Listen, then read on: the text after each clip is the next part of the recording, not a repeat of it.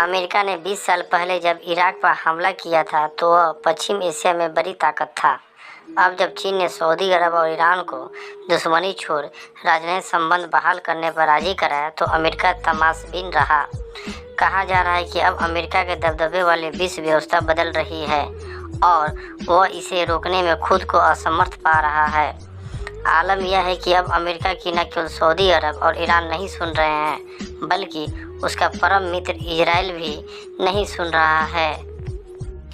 दूसरे विश्व युद्ध की समाप्ति की और खासकर सोवियत यूनियन के पतन के बाद पश्चिम एशिया में अमेरिका मुख्य ताकत के रूप में उभर रहा है। विश्व व्यवस्था में जारी उलट-पुलट का असर भारत पर कैसा होगा? यूक्रेन पर रूसी हमले के बाद रूस और चीन की दोस्ती में आई मजबूती को भारत के लिए चिंता के रूप में देखा जा रहा है। कहा जा रहा है कि चीन पर रूसी की बढ़ती निर्भरता भारत के लिए सुरक्षा खतरे के रूप में देखी जानी चाहिए। भारत अपनी सुरक्षा जरूरतों के लिए रूस पर निर्भर है और भारत के लिए चीन को सुरक्षा खतरे के रूप में देखा जाता है। रूस और चीन की दोस्ती का भारत पर क्या असर होगा, इसकी चिंताएं खत्म भी नहीं हुई थी कि अब चीन और सऊदी की बढ़ती करीबी की चुनौती भारत के सामने आ गई है। रूस पर भारत सैन्य उपकरणों के लिए निर्भर है तो सऊदी अरब पर ऊर्जा सुरक्षा को लेकर सऊदी अरब में भारत के राजदूत रहे तमलीज अहमद का मानना है कि मध्य पूर्व में चीन जिस तरीके से आगे बढ़ रहा है उसके मुकाबले भारत की कोई तैयारी नहीं है। तलमीज अहमद ने कहा, भारत को सतर्क हो जाना चाहिए। भारत को घरेलू राजनीति में समय गंवाने से बाज आने की जरूरत है। मैं बार बार कहता हूं और इसे फिर से कह रहा हूं कि वसुदेव कुटुंबकम के दर्शन को पहले घर में लागू करना चाहिए, तब विदेश में इसे स्वीकार करेगा। आपको ऐसा लगता है कि भारत में जो कुछ हो रहा है उससे विदेश में लोग अनभिज्ञ हैं, इसलिए भारत को विश्वसनीय, गंभीर और लंबी अवधि के विजन के साथ आगे बढ़ना चाहिए। भारत की अब भी मध्य पूर्व में प्रतिष्ठा है और इसे मजबूत करने का मौका अब भी है। भारत के लिए अमेरिका के दबदबे वाली दुनिया बेहतर है या चीन के दबदबे वाली? इस सवाल का जवाब भारत की विदेश नीति की दिशा में खोजा जा सकता है। भारत के विदेश मंत्री एस जयशंकर कई बार बहुध्रुवीय व्यवस्था वाली दुनिया की बात कर चुके हैं। भारत किसी एक गुट या एक देश के दबदबे का समर्थन नहीं करता है। भारत अगर चीन के नेतृत्व वाली संगठन SACO और ब्रिक्स में है तो अमेरिका के नेतृत्व वाली क्वाड और I2U2 में भी है। लेकिन क्या भारत की यह नीति रूस और सऊदी अरब की चीन से बढ़ती करीबी की चुनौती से निपटने के लिए पर्याप्त है? सऊदी और अमेरिका की करीबी भारत के हित में मानी जाती थी, लेकिन चीन से बढ़ती करीबी को भारत के हितों के खिलाफ देखा जा रहा है। सऊदी अरब के कैबिनेट ने बुधवार को शंघाई कोऑपरेशन ऑर्गेनाइजेशन यानी SCO में शामिल होने की मंजूरी दे दी। सऊदी अरब के इस फैसले को चीन से उसकी बढ़ती करीबी और अमेरिका के प्रति बड़े अविश्वास के रूप में देखा जा रहा है। सऊदी की सरकारी समाचार एजेंसी SPA के अनुसार सऊदी अरब ने SCO में डायलॉग पार्टनर के रूप में शामिल होने की मंजूरी दे दी है। SCO एक राजनीतिक और सुरक्षा गुट है जिसमें चीन, रूस, भारत, पाकिस्तान और मध्य एशिया के कई देश हैं। SCO का गठन 2001 में रूस, चीन और सोवियत यूनियन के हिस्सा रहे मध्य एशिया के कई देश ने किया था। बाद में इसमें पाकिस्तान और भारत शामिल हुए थे। SCO को एशिया में पश्चिम के बढ़ते प्रभाव को रोकने के तौर पर देखा जाता है। समाचार एजेंसी रॉयटर्स के मुताबिक चीनी राष्ट्रपति शी जिनपिंग जब पिछले साल दिसंबर महीने में सऊदी अरब गए थे तभी SCO में शामिल होने को लेकर बात हुई थी। SCO की पूर्णकालिक सदस्य लेने के लिए डायलॉग पार्टनर के रूप में शामिल होना पहला कदम है।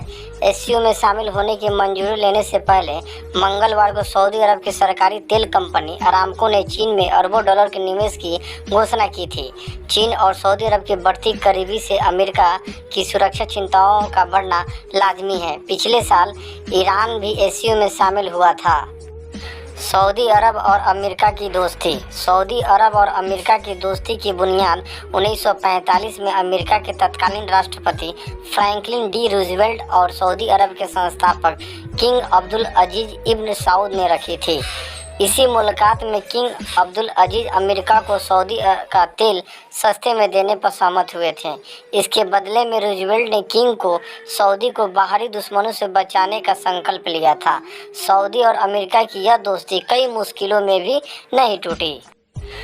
6 इजरायली अरब युद्ध, 1973 के अरब तेल संकट, 2003 में इराक पर अमेरिकी हमला और 9/11 के हमले के बावजूद दोनों देशों की दोस्ती पर आंच नहीं आई। इजरायली अरब युद्ध में दोनों देश एक दूसरे खेमे में थे। 1973 के तेल संकट में भी अमेरिका सऊदी से खुश नहीं था। 2003 में अमेरिका ने इराक पर हमला किया तो सऊदी को पता था कि सद्दाम हुसैन के जाने से ईरान मजबूत होगा और 9/11 के हमले में भी सऊदी अरब की भूमिका संदिग्ध मानी जाती थी। लेकिन अब यह दोस्ती पटरी से उतरती दिख रही है। पश्चिम एशिया करवट बदल रहा है। GCC यानी गल्फ ऑर्गेनाइजेशन काउंसिल के देश सऊदी अरब, कुवैत, संयुक्त अरब अमीरात, कतर, बहरीन और ओमान का झुकाव पश्चिम के बदले चीन और रूस के नेतृत्व वाले संगठनों में बढ़ रहा है। दोस्तों, अगर ये वीडियो आपको पसंद आई होगी तो please like, share and subscribe जरूर कर देना, ताकि आने वाले वीडियो से मैं आपको हमेशा अपडेट कराता रहूं। भारत के लिए चुनौती।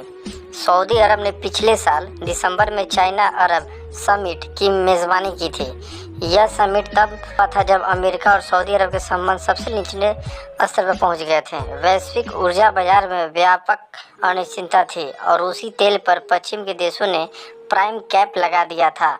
सऊदी अरब के तेल खने में चीन पहले नंबर पे है। चीन सऊदी अरब का सबसे बड़ा ट्रेड पार्टनर है। 2021 में चीन ने सऊदी अरब का द्विपक्षीय व्यापार 87.3 अरब डॉलर पहुंच गया था। सऊदी अरब में चीन का निर्यात 30.3 अरब डॉलर का है और आयात 57 अरब डॉलर का है। सऊदी अरब में चीन मुख्य रूप से टेक्सटाइल, इलेक्ट्रॉनिक्स और मशीनरी निर्यात करता है, जबकि आयात कच्चा तेल और प्लास्टिक करता है। 2022 के पहले 10 महीनों में चीन सऊदी अरब से हर दिन 10.77 लाख बैरल तेल आयात कर रहा था। चीन के कुल तेल आयात में सऊदी अरब का हिस्सा 18% है।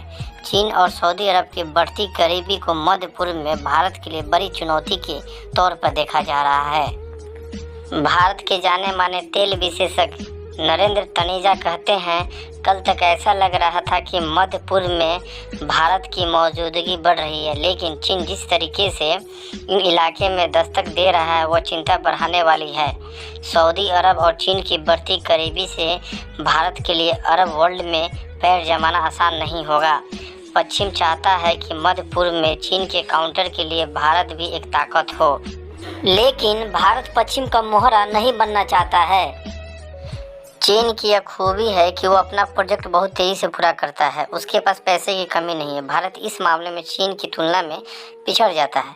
चीन ने सऊदी अरब और ईरान में दोस्ती इसलिए कराई कि उसने ईरान में 460 अरब डॉलर निवेश करने का फैसला किया है। ईरान जब तक अलग थलग रहेगा तब तक चीन के निवेश का मकसद पूरा नहीं होगा। चीन को ईरान का तेल और गैस चाहिए और साथ में ही उसका बाजार भी। सऊदी अरब भी चीन की करीबी दिखाकर अमेरिका से फ़ायदा उठाना चाहता है। सऊदी में अमेरिका को लेकर दृढ़ भले हैं, लेकिन अब भी उसकी मौजूदगी बहुत कमज़ोर नहीं हुई है।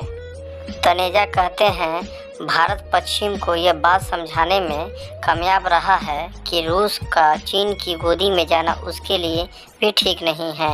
इसलिए भारत रूस से तेल खरीदता रहा, तब भी अमेरिका ने बैन नहीं लगाया। जिस तरह से रूस और चीन की करीबी भारत और पश्चिम के लिए ठीक नहीं है, उसी तरह से सऊदी और चीन की करीबी भी भारत और अमेरिका के लिए ठीक नहीं है। वैश्विक ऊर्जा बाजार में चीन का दबदबा बढ़ेगा तो भारत के हितों को वह कभी भी चोट पहुंचा सकता है। एक आशंका यह भी जताई जा रही है कि चीन सऊदी अरब पर पाकिस्तान का पक्ष लेने के लिए भी दबाव डाल सकता है। जैसे कश्मीर के मामले में सऊदी अरब का रुख तटस्थ होता है। भारत ने कश्मीर का विशेष दर्जा खत्म किया था तो सऊदी अरब ने को तटस्थ रखा था, जबकि चीन ने आपत्ति जताई थी। G20 में चीन और सऊदी अरब दोनों हैं। 2023 के लिए G20 की अध्यक्षता भारत के पास है। G20 से जुड़ी अब तक 2 बैठक भारत में, और इन दोनों बैठकों में भारत, रूस और चीन की असहमति के कारण कोई साझा बयान नहीं जारी कर पाया था।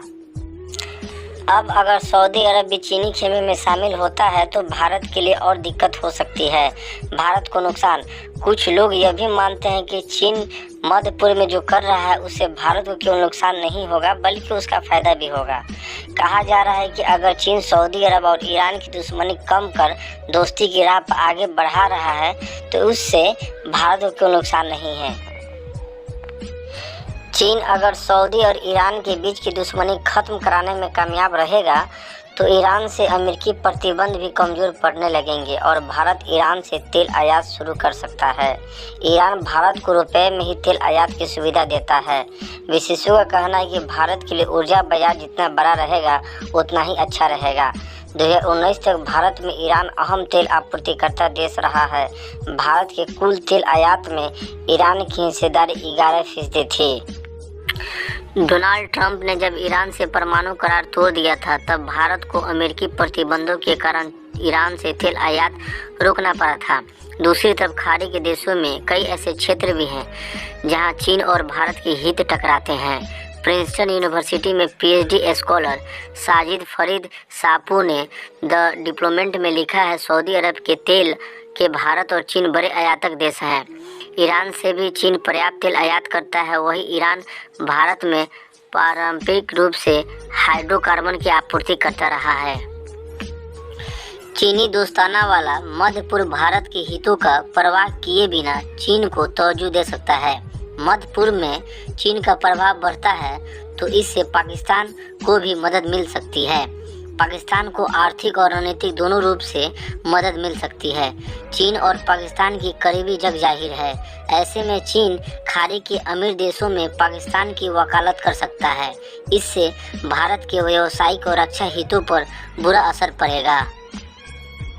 Royal United services institute for defence and security study के एसोसिएट फेलो सैमुअल रामानी ने सऊदी अरब के SCO में शामिल होने के फैसले पर लिखा है कि इससे सऊदी अरब का रूस और चीन से सुरक्षा सहयोग बढ़ेगा। रामानी ने लिखा है कि 2022 में सऊदी अरब में रूस के राजदूत ने कहा था कि सुरक्षा सहयोग बढ़ा है लेकिन हथियारों का कोई सौदा नहीं हुआ है। सऊदी अरब ने 2022 में कहा था कि वह मध्य एशिया के देशों से व्यापार बढ़ाना चाहता है। जुलाई 2022 में सऊदी अरब ने कजाकिस्तान के साथ 13 समझौते किए थे। ये समझौते व्यापार और निवेश से जुड़े थे। सुरक्षा मसलों पर ईरान और सऊदी अरब के बीच संवाद बढ़ेगा। सऊदी अरब SCO में शामिल होकर बहुध्रुवीय दुनिया के साथ आगे बढ़ने का संदेश दे रहा है। भारत के लिए अमेरिकी दबदबे वाली विश्व व्यवस्था ज़्यादा ठीक या चीनी दबदबे वाली? नरेंद्र तनेजा कहते हैं कि अब दुनिया एक ध्रुव नहीं रहेगी और बहुध्रुवीय दुनिया में भारत भी एक ध्रुव होगा। ऐसे में भारत किसी एक के दबदबे वाली विश्व व्यवस्था में खुद को सहज नहीं पा सकता है, वह चाहे चीन के नेतृत्व वाली हो या अमेरिका की अगुवाई वाली। दोस्तों, अगर यह वीडियो आपको पसंद आई होगी तो please like, share and subscribe जरूर कर देना ताकि आने वाले वीडियो से मैं आपको हमेशा अपडेट कराता रहूं।